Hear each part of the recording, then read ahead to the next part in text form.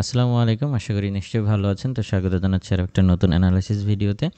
এবং ভিডিওর শুরুতেই আমরা যদি লক্ষ্য করি তাহলে আমরা দেখতে পাচ্ছি যে দিনের শুরুতেই মার্কেট ওপেন হওয়ার সাথে সাথেই বুলিশ মুভমেন্ট দিচ্ছে। তো বর্তমানে আমাদের যে এই যে রেজিস্ট্যান্স জোনটা ছিল যেটা লাস্ট ফ্রাইডে হচ্ছে এই জোনটা ক্রিয়েট হয়েছিল। বর্তমানে এই জোনটার ভেতরে ট্রেড করছে মার্কেট। এই জোনটা ক্রস করার চেষ্টা করেছে বেশ কয়েকবার। কিন্তু ব্যর্থ হচ্ছে। এটা আবারও নিচের দিকে নেমে আসছে এবং আমরা যদি লক্ষ্য করি তাহলে দেখতে পাচ্ছি যে আমাদের যে একটা ছোট ট্রেন্ড লাইন ক্রিয়েট করেছিল মার্কেট, এটাকেও সকালে এই জায়গাটায় একবার রেসপেক্ট করেছে। এখন দেখার বিষয় যে এটা রেসপেক্ট যেহেতু করেছে, এখান থেকে কি মার্কেট ডাউন হয়ে যাবে নাকি আবারও কোনো কারণে বুলিশ হওয়ার চান্স রয়েছে, ইত্যাদি বিষয়গুলো নিয়ে আজকের ভিডিওতে আলোচনা করব। তবে আমরা যদি ইকোনমিক ক্যালেন্ডার দেখে আসি তাহলে আমরা দেখতে পাচ্ছি যে সকালে কিছু নিউজ রিলিজ হয়েছে। বিশেষ করে চীনের ইনফ্লেশন ডেটাটা আমরা পেয়ে গেছি, যেটা হচ্ছে মোটামুটি গোল্ডের জন্য এটা কিছুটা পজিটিভ ভূমিকা রেখেছে। এছাড়াও যদি আমরা নিচের দিকে দেখি তাহলে উল্লেখযোগ্য তেমন কোনো ডেটা কিন্তু আমরা দেখতে পাচ্ছি না। তার মানে মার্কেটটা হচ্ছে টেকনিক্যালি মুভমেন্ট করতে পারে। আবার অন্যদিকে ভূরাজনৈতিক কিছু উত্তেজনা হচ্ছে নতুন করে তৈরি হয়েছে। আপনারা নিশ্চয়ই জানেন যে বিশেষ করে সিরিয়ায় হচ্ছে আসাদ সরকারের পতন। একই সাথে আজকে সকালেই আমি টেলিগ্রাম চ্যানেলে আমি কিছু নিউজ হচ্ছে শেয়ার করেছিলাম। যারা আমার টেলিগ্রাম চ্যানেলের সাথে কানেক্ট আছেন তারা নিশ্চয়ই জানেন। যেমন এখানে ইসরায়েলের প্রধানমন্ত্রী নেতানিয়াহু ইসরায়েল ও সিরিয়ার মধ্যকার মিলিটারাইজড বাফার জোন দখল করার জন্য সেনাবাহিনীকে নির্দেশ দিয়েছেন। এই সমস্ত কিছু বিষয় নতুন করে ভূরাজনৈতিক উত্তেজনা তৈরি করেছে এবং এই মিডল ইস্ট টেনশনের কারণেই আমরা যেটা দেখতে পাচ্ছি যে গোল্ড সকাল থেকেই বেশ স্ট্রংলি বুলিশ মুভমেন্ট দেওয়ার চেষ্টা করছে।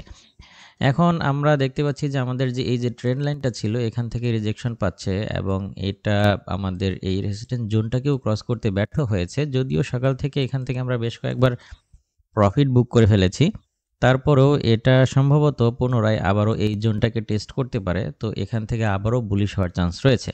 তো সেই হিসেবে আমরা যেটা করতে পারি আজকের দিনে সেটা হচ্ছে যে আমি আপনাদেরকে পরামর্শ দিব যে এই দিকটায় পেয়ে গেলে বাই নিতে পারেন এবং এটার স্টপ লস হচ্ছে এখানে রাখতে পারেন। আর হচ্ছে যদি ড্র ডাউন করে তাহলে আরও একটা বাই এদিক থেকে নিতে পারেন। তবে এটার প্রয়োজন হবে না আশা করি। এখান থেকে মার্কেটটা যদি পুনরায় এই সাপোর্ট জোনটাকে টেস্ট করে তাহলে এর আশেপাশে থেকে আবারও হচ্ছে বাইং স্টার্ট হতে পারে। লক্ষ্য করবেন এখানে সে ক্যান্ডেলগুলো কীভাবে ক্লোজ হয়, মার্কেট ক্যান্ডেলের রিয়াকশনগুলো কেমন থাকে এটা বোঝার চেষ্টা করবেন। তবে আজকের দিনে বেস্ট বাইং জোন হবে এটা। এখান থেকে বাই করলে আশা করি মোটামুটি আপনারা ভালো একটা প্রফিট পাবেন। তো আজকের দিনে প্রত্যাশা করছি যে এই ট্রেন্ড লাইনকে ক্রস করার চেষ্টা করতে পারে মার্কেট। একই সাথে পুনরায় এই রেজিস্ট্যান্স জোনটাকে টেস্ট করতে পারে, সেটা হচ্ছে 2656 এই এরিয়াটাকে টেস্ট করতে পারে। এখান থেকে কিছুটা সেলিং স্টার্ট হতে পারে সাময়িক সময়ের জন্য, বাট আবারও পুনরায় এই জোনটাকে টেস্ট করে আবারও এটা উপরের দিকে উঠে যাওয়ার সম্ভাবনা রয়েছে।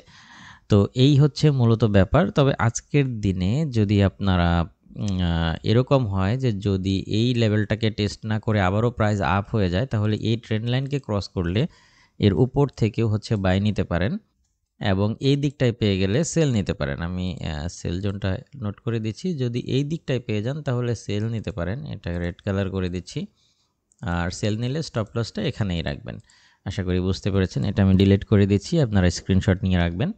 তাহলে মোটামুটি আজকের দিনে বেস্ট বাইং জোন এটা। আর এদিকটায় পেয়ে গেলে সেল নিতে পারেন এবং কেন বাই হতে পারে সেটা আমি ভিডিও শুরুর দিকেই ব্যাখ্যা করেছি। আশা করি আপনারা বুঝতে পেরেছেন। তো এই সেটআপ অনুযায়ী আপনারা আপনাদের ট্রেডগুলো ম্যানেজ করবেন এই প্রত্যাশায় আজকের ভিডিও এখানেই শেষ করছি।